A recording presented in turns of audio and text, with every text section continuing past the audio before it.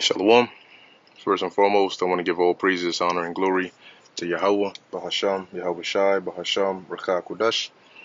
Double honors to the elders and the apostles of Great Millstone, and peace and blessings to the elect. And I wanted to go into this lesson, Lord willing, to be brief and exhorting onto the elect. And I want to start off with the book of Joshua, chapter 1, verse 9. And it reads, "Have I not commanded thee? Be strong and of a good courage. Be not afraid, neither be thou dismayed, for the Lord Yahweh thy God is with thee, whithersoever thou goest."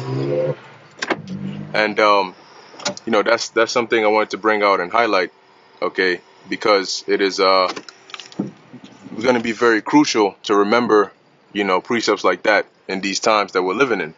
Okay, now as we're already seeing, things are getting pretty bad out here. Each day there's something coming out. Today I saw the live stream that was done by the elder apostle Ramlock, and he basically went into the situation, the nuclear, preparing for a nuclear war, something along those lines. And it's for us, obviously it's not a shock, okay, but it's still just another reminder of the times that we're living in. And if you've been paying attention to the trend, it's really only getting worse and worse and worse, which means that it won't be long before things eventually hit the fan. Now, the thing about when society decays, or really when just anything starts to go bad, you have a period where it's getting bad, and it's getting worse and worse and worse, but eventually it gets so bad that it just collapses. Okay, it just breaks down, it just drops. And then what do I mean by that? Like, an example is, you may Salaki, if you were to look at it on a percentage scale, you say maybe it's dropping, it's dropping by, like, things are getting bad, by like 10%, so let's just say the health of society goes from 100 to 90 to 80 to 70 to 60 to 50 to 40, and then to 15, and then to 0, because eventually things get so bad that it doesn't go down at the same pace or at the same rate, okay, because of how bad it's become. And when we get to that point, as we're rapidly approaching, you'll see how we'll be put in situations where it won't be entirely clear what the right decision to make is, or what the right move to make is. Okay, you're going to be faced with some difficult decisions, some hard times, all right, that are going to try and test our faith, as it's written in Wisdom of Solomon, the 3rd chapter, Revelation, I believe it's the 2nd chapter. Okay, our faith is going to be tried, and what that means is we're going to be put in situations where it's going to be tested. You having faith is you saying, "Oh, I have faith," is not enough. You're going to have to prove it. Okay, and meaning that it's going to be tested. So you're going to be in situations where you have to trust and believe that the Most High is going to get you out, or a situation where you have to make a certain decision and you have to believe and trust that making that decision is the right thing to do, and that the Most High is going to, he's going to be with you through it out and deliver you. Okay, and that's why I read Joshua 1 and 9, as it says, "Be of good courage, because the Lord is with us whithersoever we go." So you got to even trust that certain decisions you make, the Lord is with you through it, and He guided you to make that decision. Because the second you let uncertainty creep in, that becomes the kryptonite, and you don't want that. And then, like I'm saying, these things I'm saying, it's easier said than done. Okay, definitely easier said than done, because in situations where your faith is being tried, it's not fun. When you're purifying gold, you're clearing all the unwanted parts, the impurities out of it, is through fire, and that's hot. That's not fun, right? So it's harder to perform these things that you may think about or meditate upon or even hear about when you're actually in the midst of the fire. because your body's telling you one thing, like, yo, I'm burning right now, but at the same time you got to maintain that spiritual composure and focus. Okay, focus on that faith, because the flesh is gonna try to distract you with what? Fear, anger, concern, all these different emotions. They're gonna try to distract you from focusing on having the key thing, which is faith.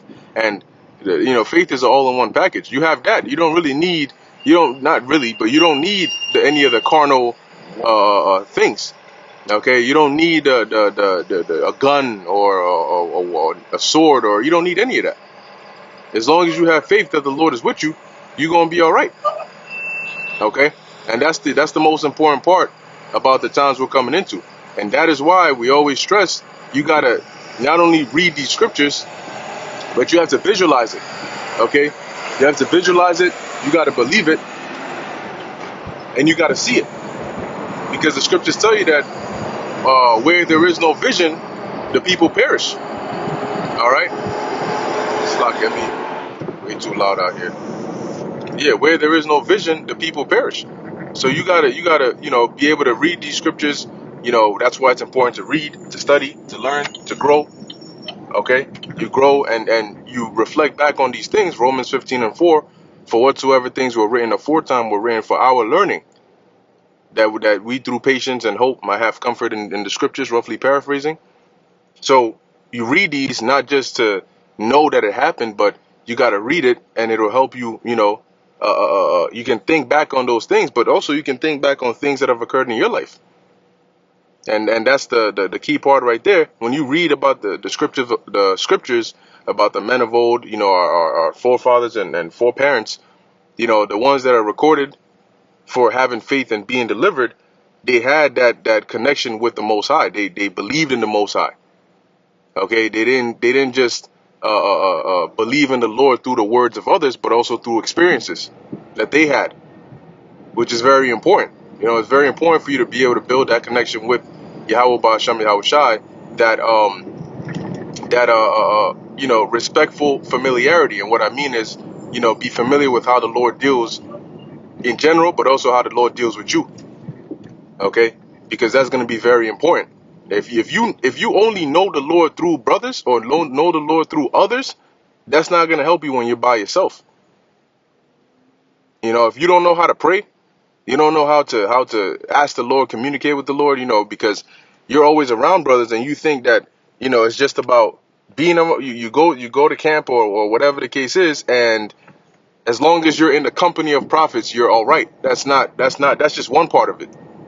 Okay, but there's the other part, which is how does the Lord deal with you? Okay, when you're in need, what do? You got to remember, the first person to go to is Yahweh Ba'Shem Yahweh Shai whenever you're in need, regardless of whatever it is that you're in need of. And you may see it at, oh well, I might have to ask brothers for whatever the case is. Okay, that's one thing, but realize that the Most High puts the Spirit, like there's a saying, right? The Most High, God works in mysterious ways. If you are in need of something, most of the time, okay, the Most High is not he's not coming out through the clouds to come and do it. Okay, but he will put the Spirit on somebody to do something that can help you out. All right, that's how the Most High works, through messengers. So you pray to the Lord first, and then he has it set out. He gives the order, all right, and it plays out by somebody, giving you a call that somebody you haven't heard from in a long time. They give you a call. They say, hey, X, Y, and Z, and you're like, oh shoot, wow, what timing? It couldn't have come at a better time. So these are the kinds of things that you want to have embedded in your spirit. The ability to pray to the Lord, the ability to have that connection with Yahweh Ba'Shem Yahweh Shai, because it's going to be very, very crucial in these times. You might be around unbelievers. Okay, and when I say that, I mean people that, at least, let me put it like this, don't believe on the same level as you, don't have the same knowledge and understanding as you, right? Isaiah 33:6, and wisdom and knowledge shall be the stability of thy times. Guess what? And strength of salvation. The fear of the Lord is his treasure. Yes, Locke, as I was saying, you might be of the elect, but you might just need to learn it the hard way. and guess what? You may make it onto them chariots, but you don't want to have to, go through the long way if the Lord, has another way for you. Okay, but hey, at the end of the day, we're all gonna do what the Lord has set us up to do. But I'm gonna end it here. Pretty much just wanted to go into that. Just remember, full steam ahead. Stay focused on what's required of you and serve in Yahweh Ba'Shem Yahweh Shai to the best of your ability. So with that, Lord willing, this is edifying to the elect. In closing, I want to give all praises, honor, and glory to Yahweh Ba'Shem Yahweh Shai Ba'Shem B'Cha Kodesh. And until next time, Shalom.